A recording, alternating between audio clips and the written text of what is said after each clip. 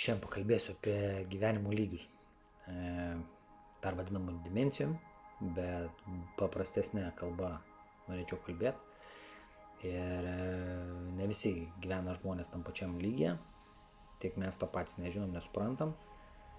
Tas, kas pereina bent jau į antrą ar trečią, tai mato, kad kažkas jau vyksta kitaip, jau stuminėtis į priekį.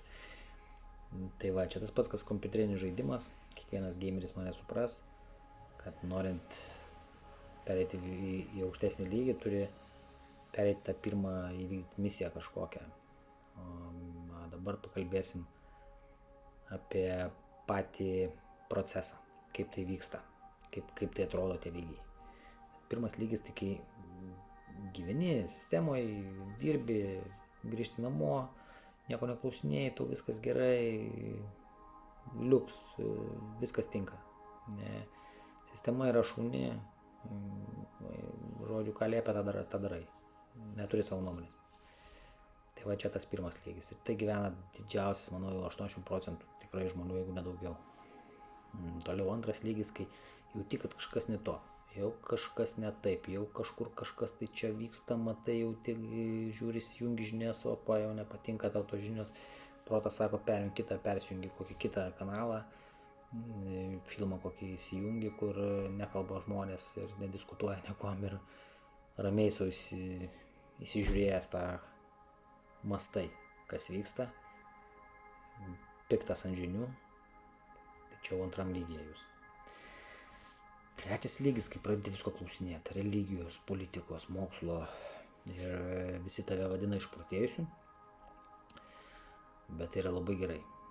Šitam lygiai jūs jo toks jautiesi pasimetęs, bet jisai yra labai geras lygis, nes jau matai, kad tu jau didelį žingsnį padarei į priekį ir eini pirmin, ne atgal.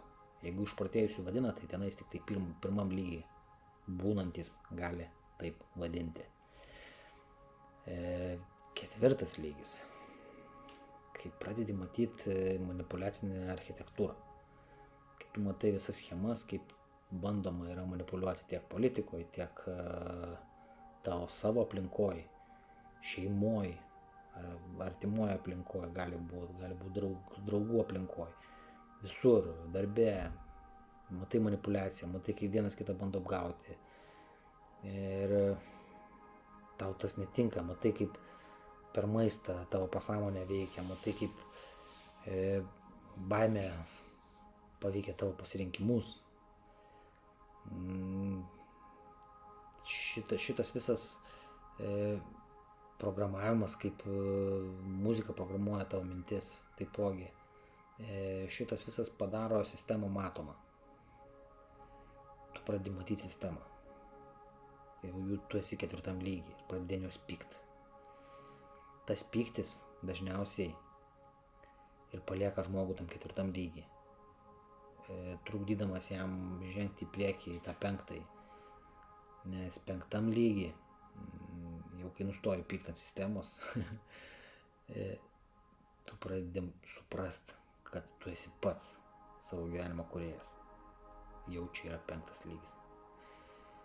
Jau tu tą matai.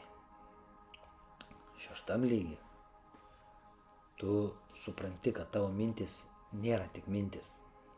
Tai yra dažniai, kur galvodamas tu pats juos perjungi kaip radijo stotį kitą. Ir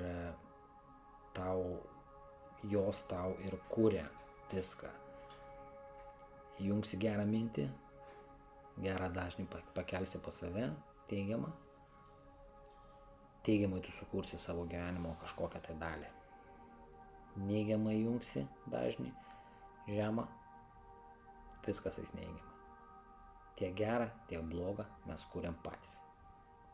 Čia yra šeštas lygis. Ir kai šitą pastebi, tu pradedi kontroliuoti.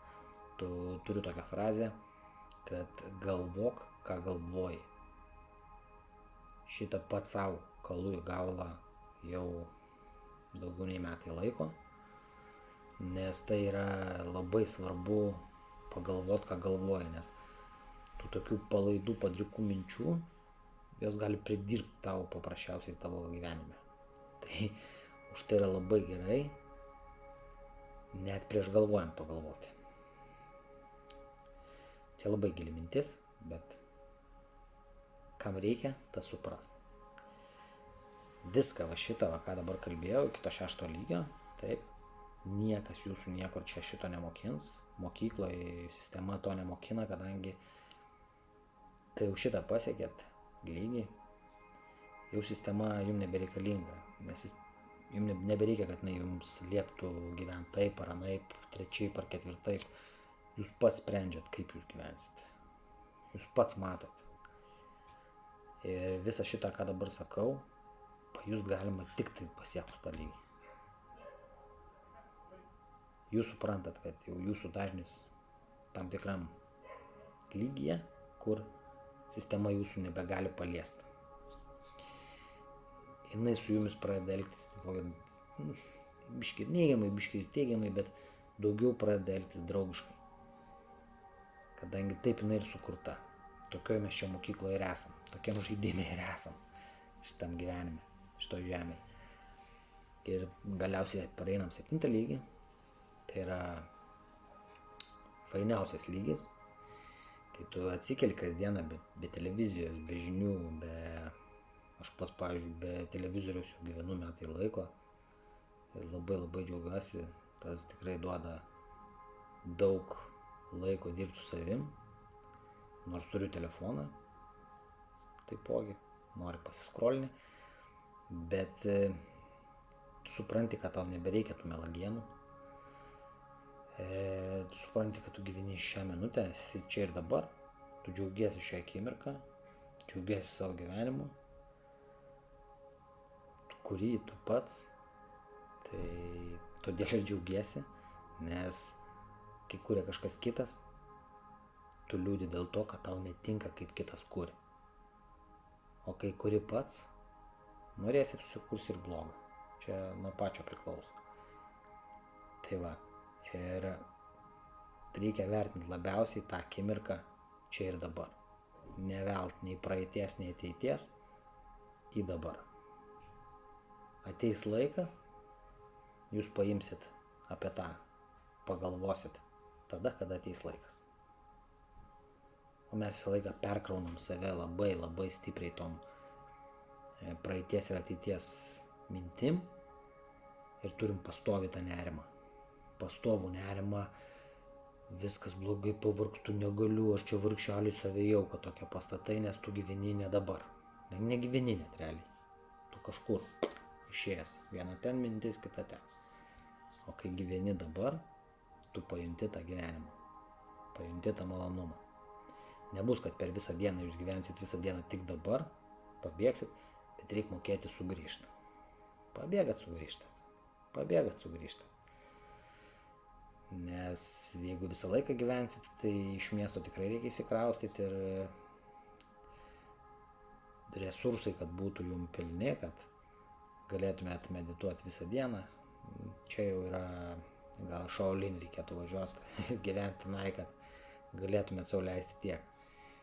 Tai va, kas padeda pasiekti tos lygius, tai mūsų tas trečioji akis, kada jinai ta konkurencinė liauka, kada jinai atsigauna, kada jinai išsiplečia, kada kristalai pradeda dirbti teisingą dažnį pagauna.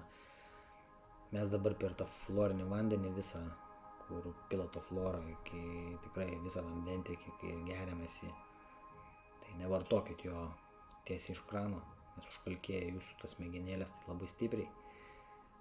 Bent jau įsivirinkit ir įsiberkit biškį druskos, citrinos į tą vandenį prieš geriant. Kelis kristaliukus druskytės, aišku, kuo natūralesnė druska, to geriau, nes druska ir ta irgi dabar ne 100%, bet va yra tikrai daug kas gamtos gėrybės, kur duoda tikrai gerą produktą, pardavinėja.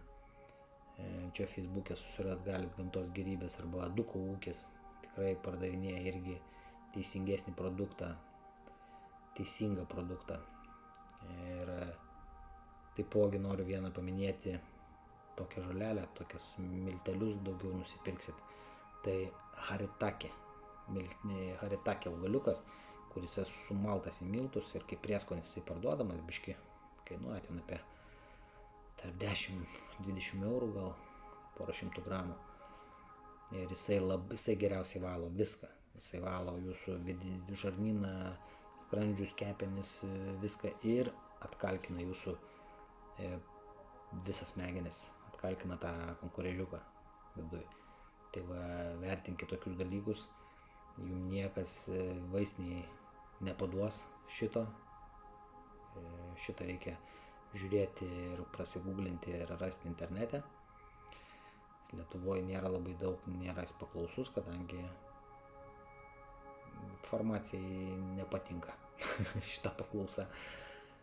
Tai va, už tai noriu pasidalinti šitom žiniom, kad daeitų iki to, iki ko reikia, kad daeitų. Tai va, mylėkit save, žiūrėkit, nepasiduokit, neužstrikit tose lygiuose, nebūkit pirmo lygio žaidėjai. Ir gražaus jums vakaro, dienos, ryto, kada žiūrit, nežinau, iki.